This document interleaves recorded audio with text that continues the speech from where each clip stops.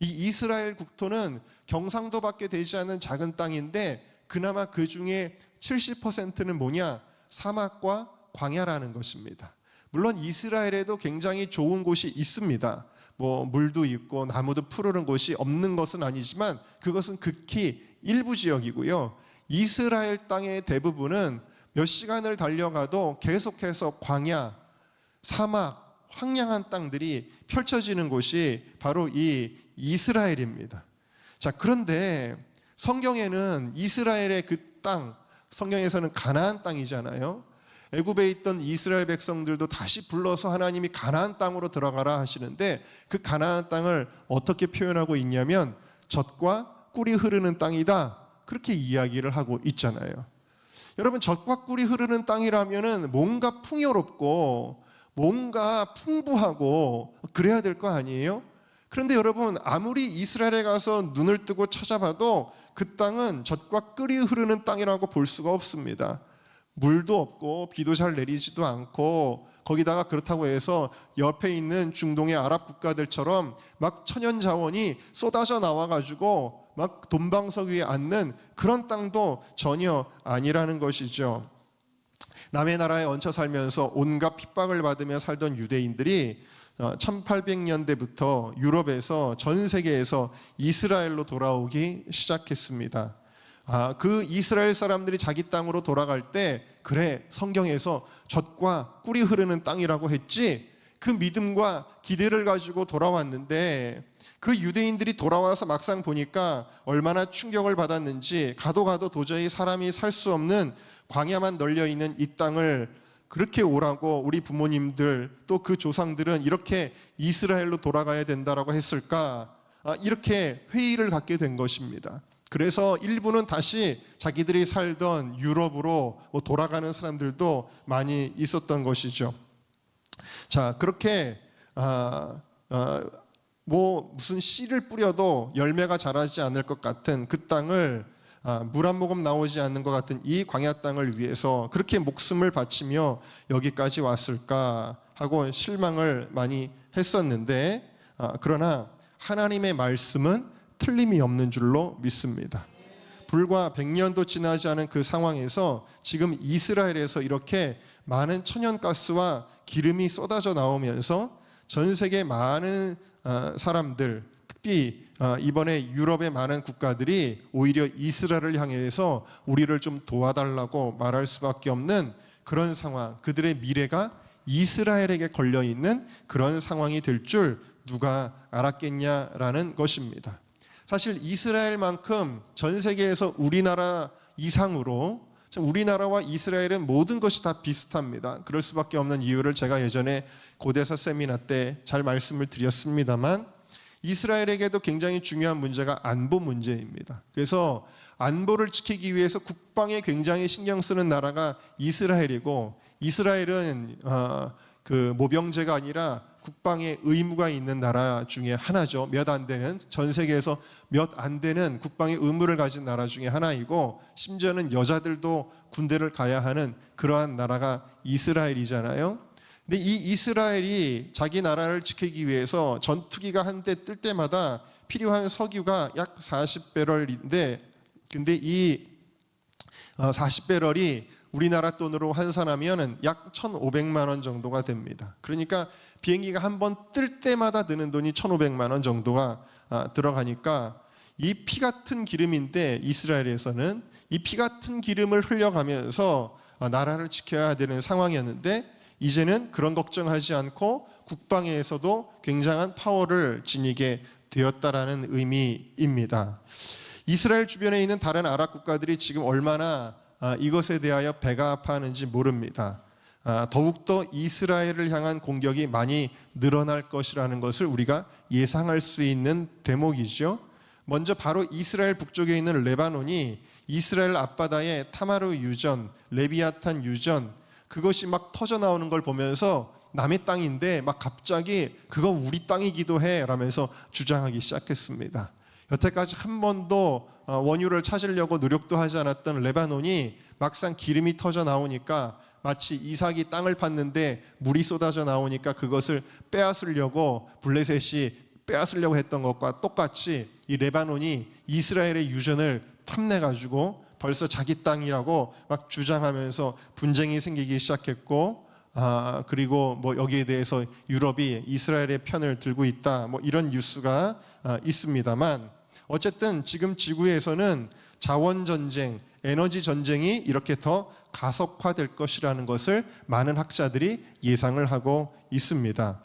또 생각지 못했던 또 다른 일이 이 우크라이나 전쟁을 통해 이스라엘에 연관되는 일이 발생하게 됐습니다. 우크라이나에는 많은 유대인들이 살고 있습니다. 그리고 여러분들이 아시는지 모르겠지만 지금 우크라이나의 대통령이 누구죠? 젤렌스키라고 하는 사람이잖아요. 이 사람도 유대인이라는 것을 아시는지 모르겠습니다.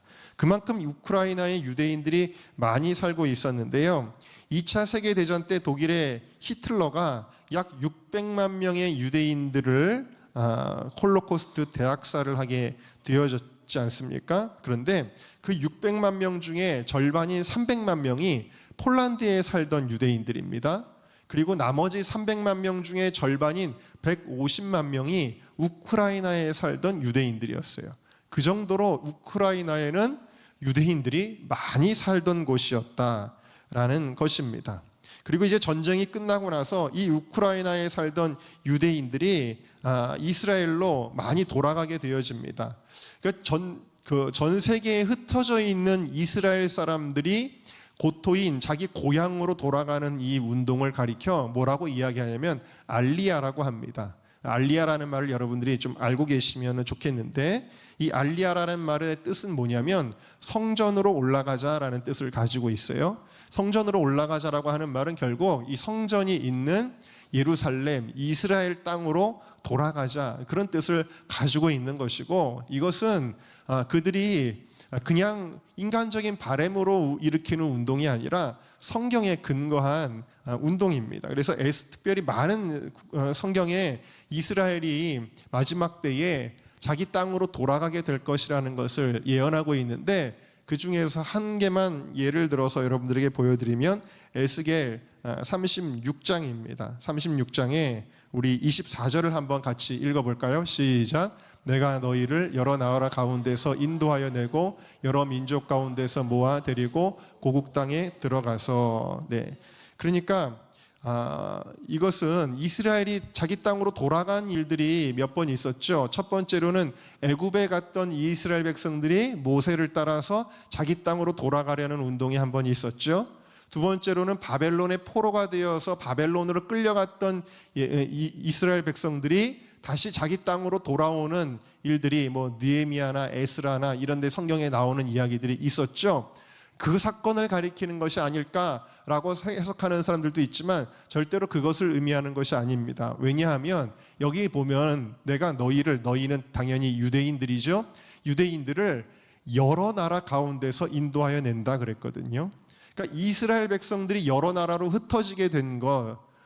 근데 그 여러 나라, 그러니까 지금도 전 세계에 유대인들이 많이 살고 있죠. 미국에도 많이 살고 있고, 뭐 남미에도 있고, 심지어는 여러분 중국에도 유대인들이 많이 살고 있어서 스촨성이 무너졌을 때 거기 유대인들의 그 생활 양식이 나오는 그런 것들이 얼마 전에 보도된 적도 있고, 또 에디오피아에서는 솔로몬 작전이라 그래서 엄청나게 많은 유대인들이 아프리카에서 이스라엘로 알리한 일들도 있고 그렇습니다. 당연히 유럽에도 많은 유대인들이 있고, 얼마 전에 저희 후배 인도 선교사인 원정아 선교사님이 글 올린 거 보니까 사역하는 그 인도에도 많은 유대인들 공동체가 있다라는 이야기를 하더라고요.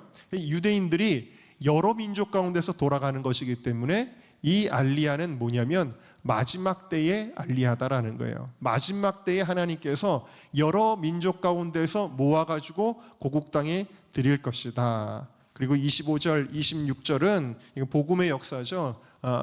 성령을 통해 그들의 마음이 변화되어 하나님을 믿는 백성들이 많이 늘어나게 될 것을 이야기하고 있는데, 이 모든 알리야의 목적이 뭐냐면 28절입니다. 28절 우리 같이 읽어볼까요? 시작. 내가 너희 조상들에게 준 땅에서 너희가 거주하면서 내 백성이 되고 나는 너희 하나님이 되리라.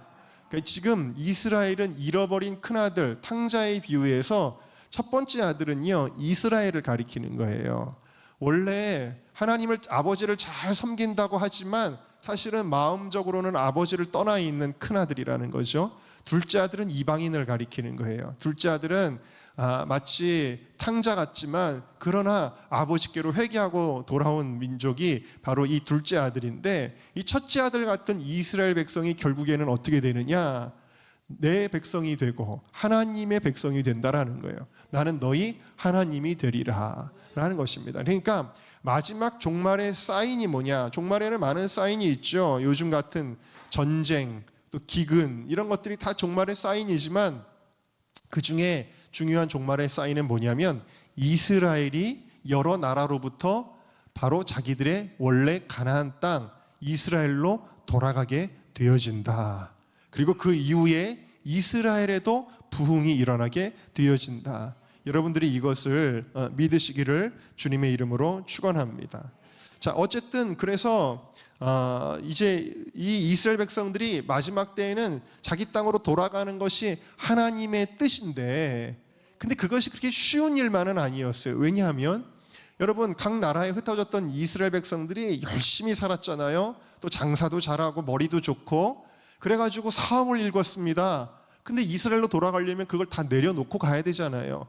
포기해야 되잖아요. 자식들이 인류대학을 다니고 있는데 그거 포기하고 가야 되잖아요. 그러니까 이게 쉬운 일이 아니라는 거예요. 자기의 모든 쌓아놨던 기반을 버리고 돌아가는 것이 거의 불가능에 가까운 일이 아니겠습니까? 그럼에도 불구하고 돌아가는 사람들은 오직 하나님의 약속의 말씀, 하나님의 명령 그거 하나 의지해서 자기 땅으로 돌아가는데, 그럼에도 불구하고 나는 그래도 여기가 좋사오니 여기서 살겠습니다 하는 사람들은 돌아가지 않은 거예요. 그렇게 남은 사람들 중에 하나가 아까 말씀드린 대로 우크라이나의 대통령 젤렌스키 같은 사람이다라는 이야기이죠. 근데 어쨌든 우크라이나의 2차 세계대전 이후에 약 100만 명 정도의 유대인들이 살고 있었는데 계속해서 알리야를 하다가 결국에는 끝까지 안 돌아간 사람들이 몇 명이냐면 한 20만 명이 이 우크라이나의 유대인들이 살고 있었다라는 것입니다. 자, 그렇게 끝까지 버티고 살던 유대인들이었는데 우크라이나의 전쟁이 팡 하고 터지니까 우크라이나 사람들 700만 명이 우크라이나에서 대탈출을 하게 됩니다.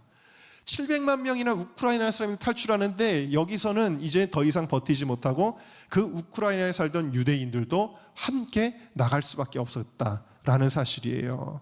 자, 약 20만 명이나 되는 이 유대인들은 그러면 우크라이나를 탈출해서, 우크라이나 사람들 여러 나라로 막 흩어지고 우리나라에도 왔죠. 근데 이 우크라이나에 살던 유대인들은 그러면 어디로 갈까요?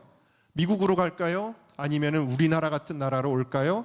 어디로 가겠어요? 당연히 빨리빨리 돌아오시오 하는 이스라엘로 돌아가게 된 것입니다.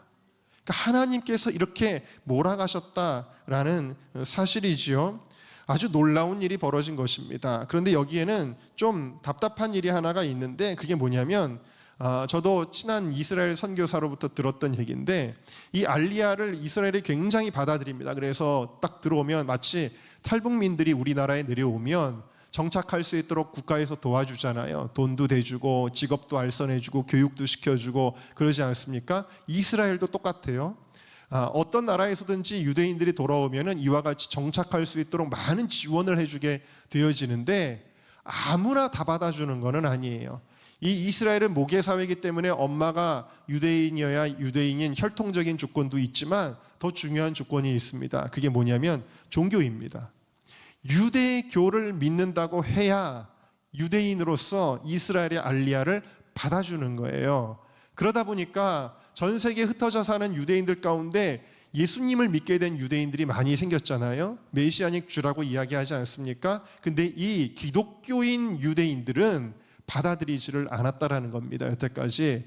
그런데 이번에 우크라이나에서 너무나 많은 유대인들이 한꺼번에 알리야를 하는 바람에 이제는 그런 것을 따지지 않고 행정적으로 가리지 않고, 우크라이나는 어떤 나라였냐면 가장 큰 메시아닉주 교회가 있는 나라입니다.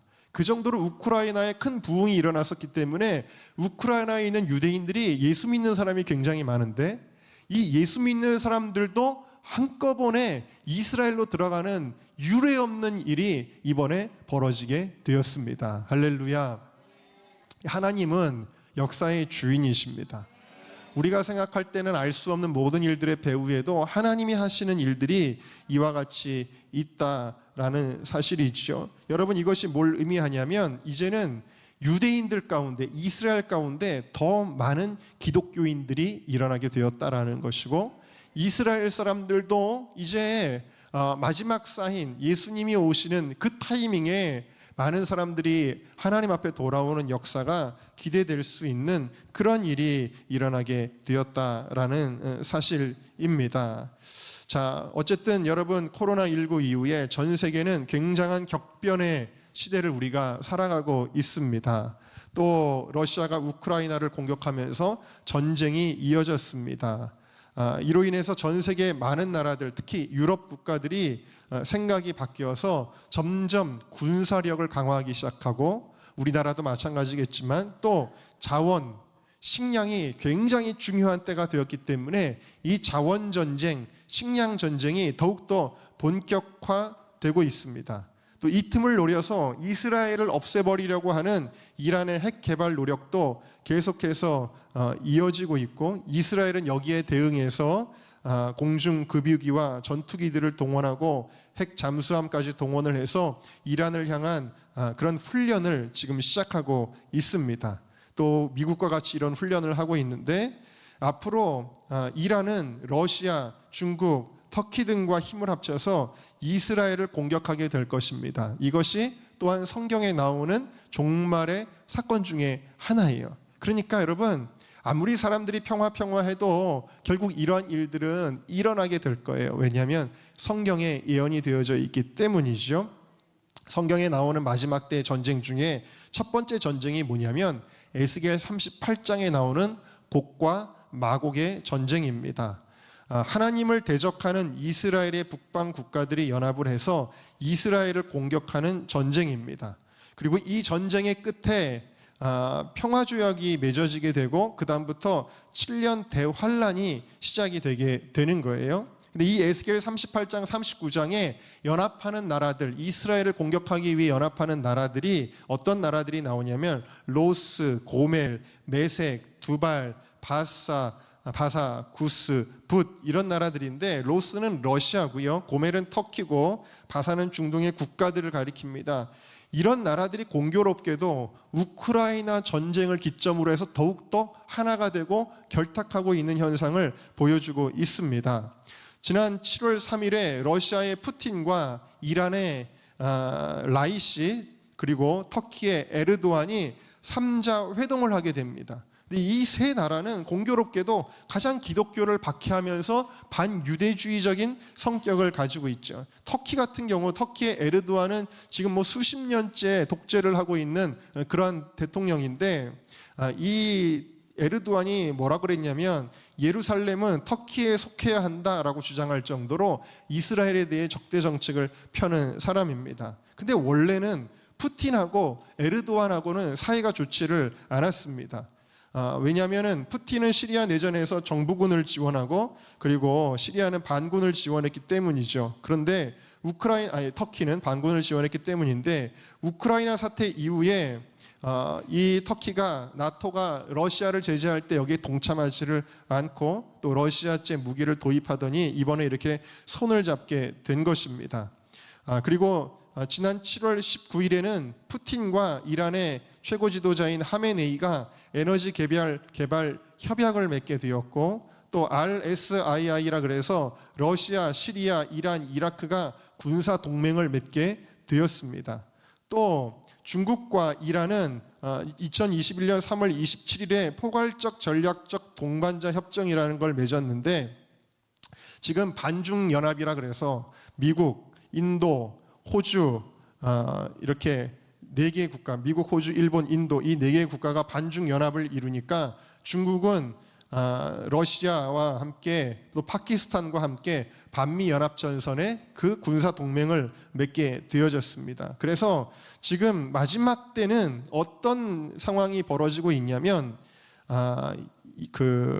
이란, 이라크, 시리아, 헤즈볼라, 파키스탄, 중국, 러시아, 거기에 북한까지 반이스라엘의 군사적인 동맹을 형성하게 되었고, 또 지금 그래도 이스라엘과 어떤 친이스라엘적인 정책을 펴는 사우디, 아랍에미리트, 바레인, 수단, 인도, 일본, 호주, 미국이 친이스라엘적인 연합을 형성하고 있는 그런 구도가 되어졌다라는 사실입니다.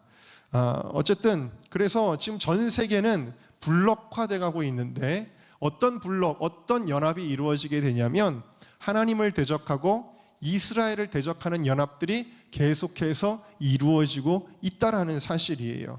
요한계시록에 보면, 요한계시록 12장 3절을 보면은 적그리스도가 어디서 출현하게 되냐면 10뿔과 7머리 가진 붉은 용으로 묘사가 되고 있는데, 이 10뿔이라고 하는 표현, 7머리라고 하는 이 표현들이 뭐냐면 국가적인 연합을 가리키는 거예요. 그래서 국가적인 연합에서 적그리스도가 나오게 될 것이다 라는 것입니다. 그래서 정복자 그 이상이라는 책을 쓴 개혁신학자 윌리엄 핸드릭스는 이것을 가리켜 세계 정부라고 이야기를 했습니다.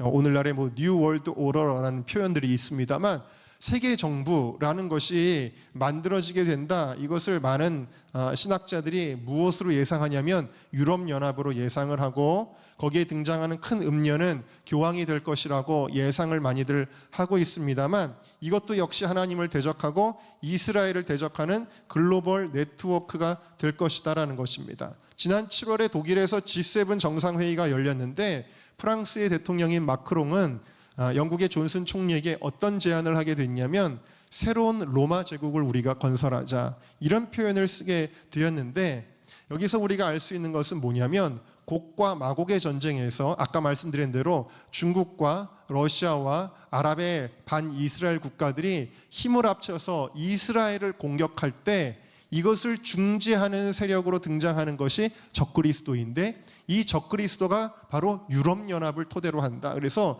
유럽이 이것을 중재할 것이다. 여러분, 이번에도 마크롱이 자기가 중재하겠다고 나선 걸 보셨잖아요. 그래서 사실은 저는 이 마크롱이라고 하는 사람에 대해서 우리가 굉장히 주목해 볼 필요가 있다라고 생각합니다. 왜냐하면 이 사람이 처음에 등장했을 때부터 굉장히 세계주의자로 자기를 표방을 했거든요. 미국의 트럼프가 집권했을 때 미국의 트럼프는 국경을 굉장히 중요시하는 사람이었던 반면에 이 마크롱이라고 하는 사람은 세계 정부를 구축할 것을 굉장히 처음부터 주장했던 사람이고, 이 사람이 좀 음모론일 수도 있지만 이 사람의 출신이 그런 것을 추구하는 그런 배경을 가지고 있는 데서 나왔기 때문에, 그래서 이제 이 마크롱이라고 하는 사람 우리가 좀 주목해서 볼 필요는 좀 있는데요. 어쨌든 이 곡과 마곡의 전쟁 후에 중재할 세력이 바로 유럽이다라고 보여집니다. 그리고 이 유럽에 의해서 7년 평화조약이 맺어지게 되고, 그럼 이스라엘도 열광하게 될 겁니다. 그런데 3년 반이 지난 후에는 자기의 본색을 드러내고, 그때부터는 예루살렘 성전에 자기를 우상으로 드러내게 되고, 그리고 유대인들을 극심하게 박해할 인물이 바로 이 적그리스도인데, 지금 이러한 상황으로 가는 일련의 준비들이 계속해서 진행되고 있다라는 사실입니다. 그럼 이 대한민국은 어떻게 될 것인가? 오늘 사실 광복주일인데 우리나라 얘기를 지금 시작도 못했는데 설교를 다음 주에 이어서 하도록 하겠습니다. 자, 그러면 우리나라는 어떻게 될 것인가? 흑암의 네트워크에 편입될 것인가? 여러분, 지금 만약에 지금 아까 말씀드린 대로 중국, 러시아, 중동의 반이스라엘 아랍 국가들, 여기에 더불어서 그래도 서방 세계라고 여겨졌던 유럽까지도 이스라엘에 대하여 적대적인 정책을 피는 거대한 연합이 이루어지게 될 때에, 아마도 성경학자들의 이야기를 토대로 보게 되면 미국은 약간 좀 중립지대에 속하지 않을까 생각이 되어지고, 그러나 과거처럼 적극적으로 유대인들을 돕지는 못할 가능성이 있습니다만, 자, 이러한 상황 가운데서 우리나라는 어떤 포지션을 하게 될 것인가? 흑암의 네트워크에 편입될 것인가? 아니면 지금 우리나라는 여러분, 대륙으로부터 공산주의의 영향력과 해양으로부터 젠더주의의 영향력에 포위되어 있습니다. 쉽게 말하면 북한과 중국과 러시아의 이런 사회주의의 영향, 그리고 이 태평양을 건너서 미국과 또 서방으로부터 오는 이 동성애와 젠더주의에 이 포위가 되어 있어서 굉장히 이 한국교회가 영적인 전쟁을 심하게 치르고 있는 이 상황 가운데서 우리나라가 앞으로 어떻게 될 것이냐 하는 거예요. 여러분, 이 나라의 운명, 다음 주에 하겠습니다만 이 나라의 운명이 어떻게 될 것인가, 우리도 그것에 편입될 것인가. 편입되면 결국 어떻게 되는 거예요? 적 그리스도의 마지막 때에 적 그리스도의 영향력 아래 들어가는 것이죠. 그러나 여러분, 우리나라가 북한을 구원해내고 전 세계를 향하여, 열방을 향하여 복음을 전하고, 그리고 이스라엘을 돕는 자를 내가 도울 것이다. 하나님이 이스라엘을 축복하는 자를 내가 축복하고 이스라엘을 저주하는 자를 내가 저주하리라 주님 말씀하셨는데, 정말 하나님의 편에서는 그러한 마지막 때의 제사장 국가가 될 수 있기를 우리가 기도해야 될 줄로 믿습니다. 여러분, 지금은 우리가 깨어 있을 때입니다. 왜냐하면 종말의 시계가 점점 빠른 속도로 돌아가고 있기 때문이라는 거예요. 여러분, 노아의 때에 하나님이 뭐라고 말씀하셨냐면, 먹고 마시고 장가들고 시집가고 여기에 사람들이 매몰돼 있다가 갑자기 하늘로부터 물의 심판이 임하게 될 때에 그들은 다 구원받지 못하고 죽게 되었다 그랬는데, 여러분, 오늘날 많은 그리스도인들이 세속의 잠에 빠져 있으면 안 된다. 먹고 마시고 시집가고 장가가는 일에만 우리가 몰두해서는 안 될 것이다. 여러분, 그리스도인들, 지혜로운 자들은 시대를 읽을 줄 알아야 된다라는 거예요. 이 시대를 읽고 여러분들 신앙생활 잘하시고 깨어 있으시고 특별히 우리에게 주신 마지막 때의 사명을 감당할 수 있기를 주님의 이름으로 축원합니다.